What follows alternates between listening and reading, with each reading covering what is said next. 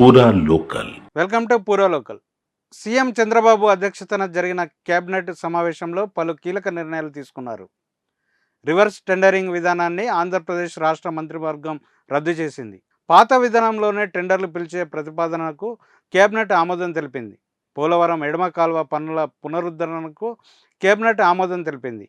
ప్రస్తుతం పనులు చేస్తున్న కాంట్రాక్టు సంస్థనే కొనసాగించేందుకు అంగీకరించింది. అలాగే స్పెషల్ ఎన్ఫోర్స్మెంట్ బ్యూరో రద్దుకు తీర్మానం చేసింది.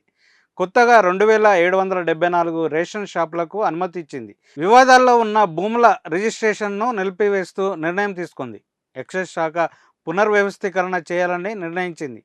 పట్టాదారు పాస్బుక్లపై జగన్ బొమ్మ తొలగింపుకు కేబినెట్ ఆమోదం తెలిపింది. అటు మున్సిపాలిటీలలో 269 సూపర్ న్యూమరీ పోస్టుల భర్తీకి కేబినెట్ ఆమోదం తెలిపింది. త్వరలోనే వీటి భర్తీకి నోటిఫికేషన్ రానుంది. ఇదిలా ఉంటే ఈ సమావేశం నుంచి పేపర్లెస్ ఈ క్యాబినెట్ను కూటమి ప్రభుత్వం ప్రారంభించింది. అజెండా మొదలుకొని నోట్స్ వరకు ఆన్లైన్ ద్వారానే మంత్రులకు ఏపీ సర్కార్ అందజేయనుంది. ఇది ఇప్పుడున్న అప్డేట్. మరిన్ని అప్డేట్స్తో మళ్ళీ కలుసుకుందాం. చూస్తూనే ఉండండి పూరా లోకల్.